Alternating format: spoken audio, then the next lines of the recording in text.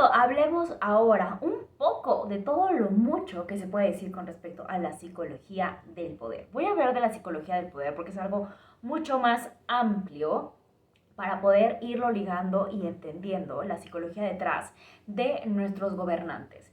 Primero tenemos que aclarar que no hay una forma única en la que podemos hablar de la generalidad de cómo piensan las personas o cuál es la psicología detrás de nuestros gobernantes, gobernadores o nuestros políticos. ¿Por qué? Porque para empezar tendríamos que hablar específicamente sobre qué país es el que estamos hablando, qué país es el que está gobernado, cuál es el contexto histórico también desde el donde estamos hablando. No es lo mismo gobernar a Grecia que gobernar a Suecia o a México y dependiendo también el año, ¿no? También depende de cuál es la carrera, cuál es el oficio, cuál es el background, ¿no? Los antecedentes, no solo académicos, sino también personales de cada persona, de cada gobernante. Cada quien, así como tú puedes ser chef, porque a lo mejor para ti es deliciosa la comida y quieres compartir eso con alguien, a lo mejor tú eres chef porque tu abuelita cocinaba delicioso y es tu forma de perpetuar el legado de tu abuelita. Es decir, la conducta es la misma, el background, el mindset desde donde se está haciendo es algo completamente distinto. Entonces, no hay generalidades, como no puede haberlo en ninguna otra cosa, como ya hablamos con respecto a los sueños, cuando ya hablamos con respecto, por ejemplo, a los libros de autoayuda, etcétera, etcétera. No hay una forma correcta o incorrecta. Hay unas más cercanas, hay otras un poquito más distantes, pero dependen de un montón de cosas. También otra cosa importante por la que pueden diferir es por el nivel socioeconómico de la persona que está hablando. Por lo general, las personas cuando vienen de un nivel socioeconómico bajo tienen un discurso de pobreza que hace que se acumule con resentimiento, no, digo, depende del contexto social, es decir, a lo mejor un venezolano que vivía en situación de pobreza y que le tocó vivir la guerra o situaciones de guerra, probablemente tenga mucho más resentimiento si es que participó activamente en la guerra o si se murió su papá durante la guerra o si mataron a su mamá en el proceso o si pasó hambruna, es decir, todo ese tipo de cosas van sumando, pero por lo general las personas que vienen de un nivel socioeconómico bajo van acumulando todos estos discursos de escasez, de enojo, que hacen que se quieran meter en términos de política para quitarle a los ricos que sienten que les deben a los pobres y entonces hacen políticas de derecha, ¿no? Perdón, de izquierda. Ay, de sus cuestiones sociales, estoy como al revésada ahorita. Eh, versus alguien que estudió en una escuela particular, que tuvo la posibilidad de estudiar en otros países, que nunca tuvo una carencia económica, que por supuesto que a lo mejor su visión es mucho más académica y que cuando llegue al poder va a querer gobernar como vio que se gobernaba en otros países. Eso que entiendo que tiene que ver más, al menos acá en México, por ejemplo, pienso en Anaya, ¿no? El último Ricardo Anaya, que era como alguien que, al menos en la última candidatura presidencial acá en México, tenía toda esta idea de, es que tiene muchos títulos y tiene doctorado y habla tantos idiomas y, ¿no? Versus, por ejemplo, el candidato que estaba que había sido gobernante de Monterrey y que quería mochar las manos a las personas que robaran, ¿no? Por ejemplo, podemos ver como estos dos casos. Y pongo estos casos muy burdos porque por supuesto, y repito, no podemos como hacer generalizaciones. Y estoy tomando solamente esto por lo que se veía. Yo no sé detrás de cada una de las mentes que haya realmente detrás de estas personas. A lo mejor Ricardo Anaya una vez que estuviera en el gobierno o a lo mejor su intención realmente era ser como el Robin Hood del gobierno, ¿no? O a lo mejor una vez ya estando arriba, la persona que, se me fue su nombre, la persona que machaba manos, a lo mejor ya estando arriba, él quería decir, yo voy a dar la prioridad a las empresas, porque son las empresas y la inversión extranjera la que va a hacer que nuestro país surja. Es decir, puedo tener una mezcla de varias cosas. No hay una forma única que yo pueda decir, todos los gobernantes son así. Ahora, tendríamos, y hablaba en el principio de este video hablando sobre la importancia de hablar de el poder, porque es un concepto mucho más amplio. Y el poder, ¿qué es esto? Que no siempre viene con la autoridad. La autoridad es, hay como distinciones como muy sutiles, que también depende de diccionario consultes, pero podemos entender que uno es dado por algo externo, como un rol específico que se te atribuye, que tiene que ver como un título, ¿no? Como el de gobernante, versus que el otro es una cuestión más social, que puede ser un poder que se da o que es concedido porque crees que realmente sabes. Es decir,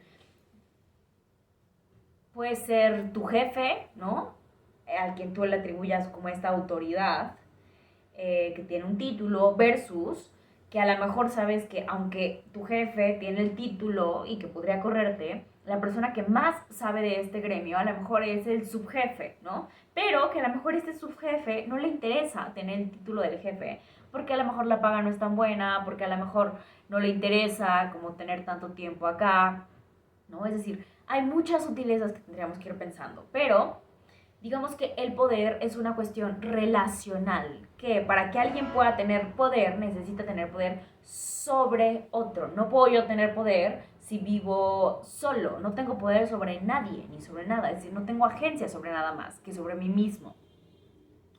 Es muy interesante porque hablamos esta semana en el reto de la semana con respecto a la política sobre este concepto que es la autocracia, ¿no? Que es el autoconocimiento para entonces poder gobernarte a ti mismo en beneficio de todos los demás. Vamos a ir viendo como con respecto a eso, pero eso es otro tema que no tiene nada que ver con el poder, pero me acordé. Entonces, digamos que una de las cosas importantes a pensar detrás de las mentes de nuestros gobernantes es ¿por qué una persona querría el poder? ¿No? ¿Qué hace que una persona quiera tener poder sobre otra persona? ¿Qué hace que yo, su fulanito, su tanito, quiera elegir una carrera o elija un puesto o una vida que me conduzca hacia ese lugar? Por ejemplo, podemos pensar en los policías. Los policías, por lo general, si tú fijas, checas en México, para poder ser policía, tienen un nivel, les piden un nivel académico muy bajo. Eh, y la paga es muy baja también en correspondencia, versus que en otros países, para poder ser policía, tienes que tener muchos títulos y aparte cumplir como con ciertas condiciones, pasar todo un proceso de selección, un proceso también de selección psicológica que no pasa en cualquiera y por lo tanto también tu paga va a ser correspondiente y va a ser congruente con eso que yo te estoy pidiendo. Bueno, ya. El tema con esto es que, por ejemplo, si yo en mi casa, como hombre, como mujer, no tengo un lugar de poder donde yo sienta que ejerzo ese poder, voy a buscar ejercerlo en algún otro lugar, sobre todo cuando está aunado con temas de masculinidad. Por eso hasta ahora, aparte de cuestiones legales que había en su momento, y también de quién elige a las personas que están en el gobierno, los hombres eran los que se postulaban principalmente para poder estar en estas posiciones de gobierno, porque hay todo un sistema patriarcal que elige qué personas pueden estar ahí y qué personas necesitan ese poder. Una mujer, aún en las mujeres empoderadas de hoy, sororidad y feminismo y lo que sea, no necesitan ni biológicamente ni socialmente ser reconocidas como autoridad por otras personas, versus los hombres sí, porque como ya hemos visto en otros videos con respecto a la masculinidad, masculinidad tóxica, masculinidad frágil, o como tú la quieras llamar, el hombre constantemente tiene que estar distinguiéndose de lo femenino, es decir, reafirmando su masculinidad. ¿Y cómo lo reafirmas? A través del poder hacia otras personas, sobre otras personas. Hablábamos también en la semana, en el reto de la semana, sobre este concepto que se llama el lobbying, que el lobbying o el lobismo es este concepto donde las personas, por ejemplo, con más poder, no son las que necesariamente tienen la autoridad, es decir, en las empresas o en el gobierno lo que hacen estos lobistas, se les llamaba así porque trabajaban en el lobby y eran los que estaban esperando a que les dieran acceso para ingresar a las corporaciones o al gobierno, son los que manejan tras bambalinas muchas veces qué es lo que se va a tomar. Entonces le llaman puerta giratoria a este concepto de las personas que trabajan en empresas y luego trabajan en el gobierno, para el gobierno, y luego se regresan, ¿no? Van haciendo contactos y manejan todo a través de esto. Entonces es un intercambio constante. Pero esto como para que veas que muchas veces el gobierno no necesariamente se maneja por el gobierno. Es decir, te voy a compartir un documental con respecto a eso. Pero tenemos que pensar en por qué una persona, de nuevo vuelvo al punto, quiere buscar una postura o una posición de autoridad. ¿Por qué necesita ese poder y esa autoridad? ¿No? Una vez que entonces llega a ese lugar que le concede esa autoridad, va a buscar aplastar a todo lo que se encuentre debajo, someter a todo lo que se encuentre debajo, porque solo de esa forma va a poder seguir manteniéndose psicológicamente en este lugar de poder. Seguramente has escuchado, y si no, te invito a que lo veas. Hubo un experimento que se realizó durante los años 80, todavía no había mucha regulación con respecto a la psicología. Tuve el placer de conocer a este personaje increíble que estaba investigando sobre la maldad y sobre conceptos sobre la obediencia y psicología social, ¿no? Entonces, sus primeros libros donde habla sobre la maldad, donde mete este experimento, es una película que también puedes encontrar. La versión más acertada o certera es una versión alemana que es bastante cruda, o también hay una versión hollywoodense, ¿no? Y entonces ese es el experimento donde le concede a personas de la misma edad, todos hombres, los mete en un como tipo sala de aislamiento donde a unos les concede autoridad versus a otros no. Y va explorando cómo es el comportamiento de las personas una vez que se les asigna el poder. La premisa acá, después de lo que él pudo descubrir, es que una vez que se les asigna poder sobre otros, las personas tienden a abusar de ese poder. Después se retractó y se dio cuenta que tenía que ver con muchas fallas en la forma en la que había conducido el experimento, también en la forma en la que había estado como es ese nivel. Pero te invito después a que cheques también sus libros con respecto a los últimos que habla desde la maldad pura hasta la bondad pura. Es muy interesante cómo hizo esa transición este autor. Pero bueno, entonces vemos cómo una persona cuando no está bien, cuando no está estable psicológicamente a la hora de ingresar en posiciones de poder, pierde ese poder. Y lo puedes ver tú en ejemplos tan simples y sencillos como tu compañero que eran súper buenos amigos y de repente cuando lo ves en una posición de poder, cuando se volvió el coordinador, el supervisor, la supervisora, entonces te desconoce, ¿no? Y no solo te desconoce, sino te trata mal, te maltrata, te pisotea, te esclaviza. Es decir, no estoy hablando de, ay, ya no me quiso hablar y ya, o sea, ya me puso a trabajar. No, hablo de realmente que entra en conductas donde, digamos que se le sube, ¿no? Se le mueve el piso, se sube al ladrillo y se le mueve el piso, dicen por ahí. Entonces, hay todas esas investigaciones con respecto al poder, con respecto a la maldad. Ya en los videos de Somos ontológicamente o biológicamente buenos, te hablo de todos estos antecedentes que hay con respecto al gen egoísta versus el gen altruista y las investigaciones que hay con respecto a eso. Digamos que entonces el poder, como ya te dije, es una cuestión relacional, necesita haber dos integrantes, la persona que está en el poder y la persona que se deja dominar por ese poder. Es decir, puede ser también algo intercambiable, como hemos visto en términos relacionales cuando son las parejas. Una pareja que dura mucho tiempo es una pareja que entiende que el poder es una cuestión que se va intercambiando, esos roles donde se pueden ir intercambiando o donde los dos están de acuerdo con que uno sea el que gobierne sobre el otro. El problema con el poder es que se junta con otro concepto a nivel institucional, que es la corrupción, ¿no? Que también podemos hablar sobre el paternalismo o podemos hablar también sobre las negligencias o sobre este concepto que ahora mismo he olvidado, que es cuando una persona introduce el nepotismo, por ejemplo, también, ¿no? Esa es la palabra que buscaba.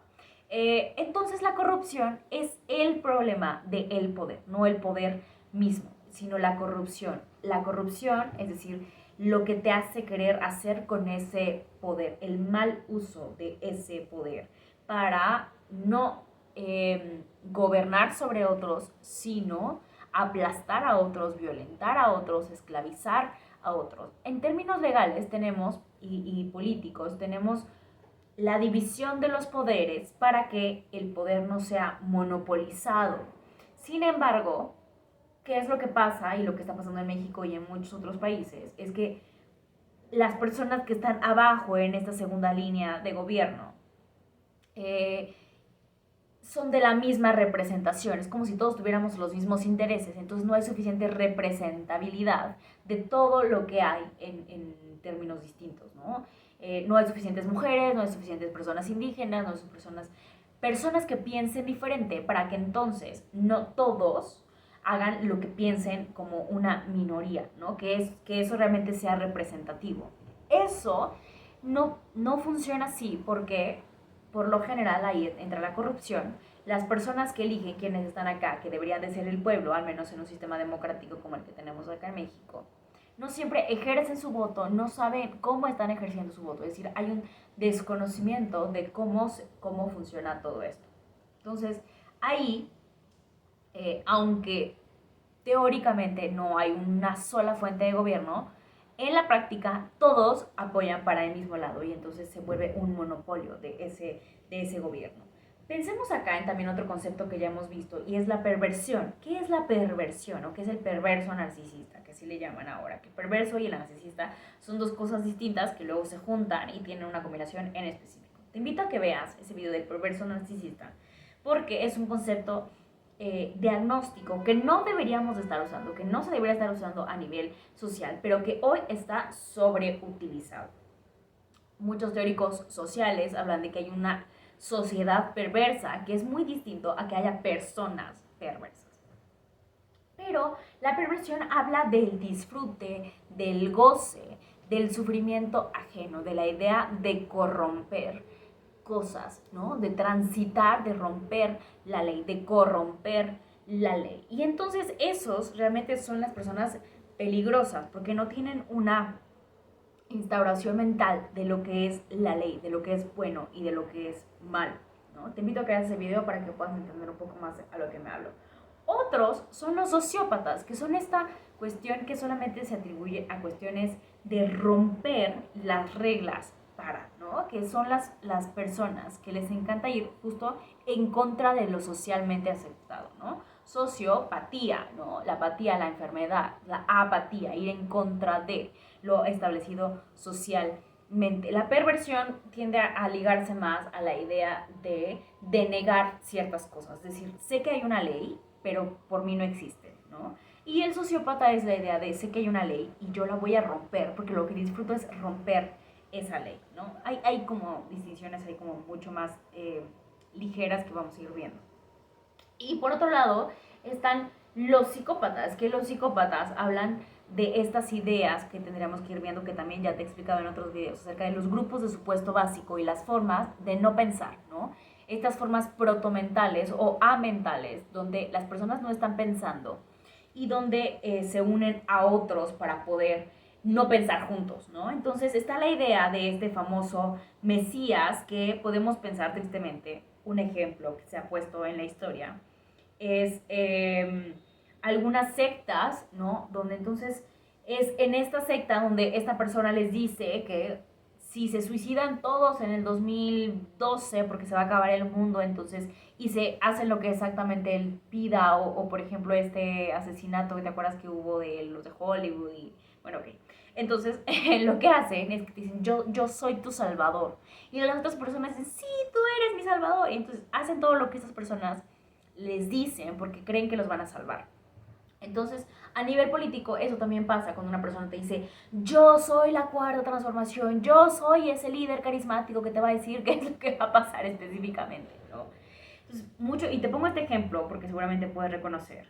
Y desde el psicoanálisis, a veces algunos teóricos han planteado la posibilidad de AMLO como un tipo de mesías con pensamientos psicóticos donde desconoce muchas cosas, donde se pone como sobre, como está fuera completamente de sentido, donde habla desde la estupidez, desde la irracionalidad, desde muchas cosas, pero bueno, no es porque sea un ejemplo, no lo conozco, necesitaría entrar a su mente, necesitaría ser su psicoanalista para poder tener una idea como mucho más completa con respecto a eso, pero eso es lo que se ha dicho hasta ahora. Otro de los grupos, como digamos, como el supuesto básico con respecto a esto, son los militares, ¿no? Los militares también que tenemos que ver que tienen el poder. Los militares son nosotros contra los otros. En términos de gobierno, eso se puede ver como los nacionalistas, ¿no? Nosotros somos el bando bueno y tenemos que combatir a todo el bando malo. Los gobiernos nacionalistas, como lo fue en algún momento el de Cuba, o hay otros países que también es como solamente vamos a promover lo nacional, vamos a cerrar las puertas a todo lo que tiene que ver con la comunicación externa, luchan y ven al enemigo como el exterior, ¿no? Y se resguardan acá adentro, aunque estén muriéndose en muchas situaciones, pero los enemigos son los otros. Y así lo plantean y así lo venden, ¿no?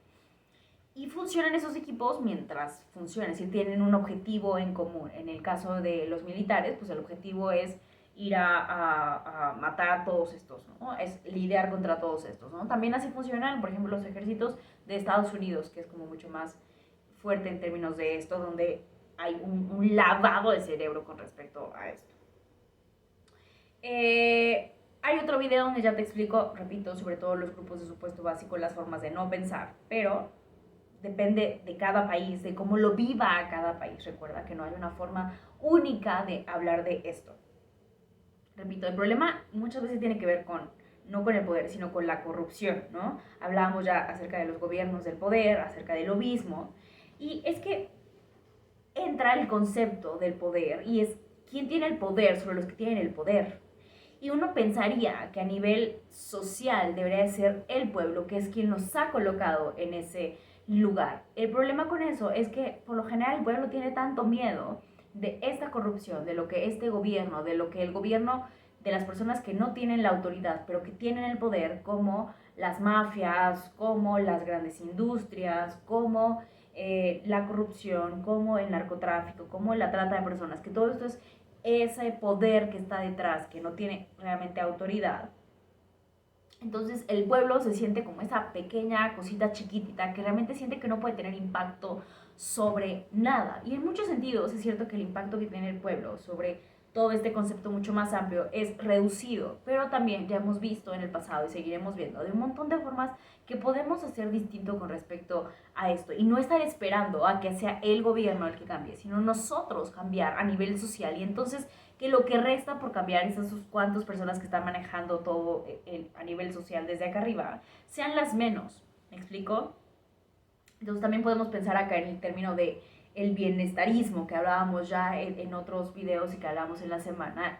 Y es que muchas de las sociedades están pensadas en vamos a darte el bienestar, ¿no? Y en este bienestar cae el paternalismo, que es yo te voy a dar todo lo que tú necesitas, pero el paternalismo en una cuestión de poder, ¿no? Es como el papá que te llega y te da 20 pesos, pero tú no necesitabas 20 pesos, tú necesitabas que tu papá te escuchara, ¿no? Entonces, muchas veces eso es lo que hace el gobierno, nos da despensas, cuando lo que no necesitamos son despensas, cuando lo que necesitamos es pintura nueva para tu casa, cuando necesitas dinero para ponerle una estufa que no contamine, que no te esté matando, es decir, preguntarle realmente al otro qué es lo que quiere. Y eso desde el poder no se hace, porque yo estoy demasiado arriba como para poder mezclarme con todo esto. Y pongo muchas barreras, porque solamente a través de estas barreras psicológicas, entre todos estos esquemas como de gobierno, entre todas estas posiciones, entre todo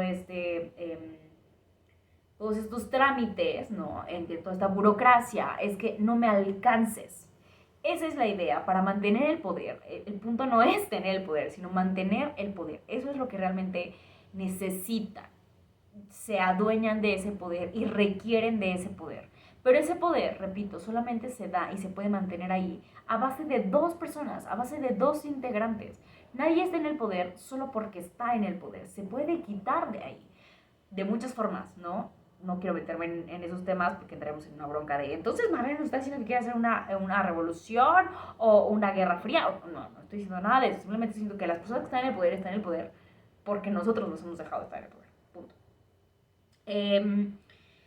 Entonces, la forma de cambiar a este sistema, de cambiar la burocracia, la corrupción, la política, es hacer una nueva forma, otro nuevo sistema, pero no desde acá, repito, sino desde los individuos que contribuimos y que formamos ese sistema. Vamos a ver, y te invito a que veas durante el reto de la semana, las historias con respecto a qué es la autocracia, qué es el sistema distinto. Entonces, ¿qué más con respecto al poder? El poder no se da solamente en términos de corrupción y en términos de gobierno, sino que todas las relaciones pueden ser relaciones de poder, desde tu maestro, ¿no? Que te anula constantemente y te dice, no, lo que tú dijiste está mal solamente porque no lo dije yo, ¿no? Que también hay muchos maestros así, hablábamos sobre el tema del narcisismo en el maestro y de los tutores, en el video de los tutores. Hablábamos también, por ejemplo, de relaciones de poder en la violencia, ¿no? En la violencia intrafamiliar, en la violencia durante el noviazgo, en la violencia en el trabajo. Es decir, el poder está en todas las relaciones, que sean de dos y que las relaciones lo permitan. Una de las formas que tiene el poder, y que hablábamos de esto en mis videos, repito, de TikTok, hablaba de uno de los sistemas que es la mistificación, es hacerte creer que lo que tú estás creyendo está mal, ¿no? Es decir, hacerte creer, y se los digo todo el tiempo a mis grupos de alumnos en el mundo, es como hacerte creer que tú eres el único bueno y que todos los demás son malos, y entonces que tú te sientas solo, por ejemplo, ¿no? Aislarte, es decir, hacerte saber, solamente a través de los medios sociales, darte mi opinión, darte mi visión, darte cuál es lo que yo creo que está bien, y entonces tú te pierdes de todo el esquema general de las cosas. Por eso la importancia, hablamos esta semana, de consultar medios de comunicación que sean distintos, ¿no? Ya hemos visto y hay un montón de documentales y las personas lo dicen todo el tiempo sobre los reporteros y los periodistas que son asesinados y que tienen que vivir en aislamiento porque el poder, porque el gobierno no quiere que muestre como realmente lo que son. Repito, vamos a ver durante el resto de la semana, el resto de la semana, también sobre los documentales que te puedo recomendar. Checa el de Snowden, por ejemplo, que habla de todo esto que está oculto.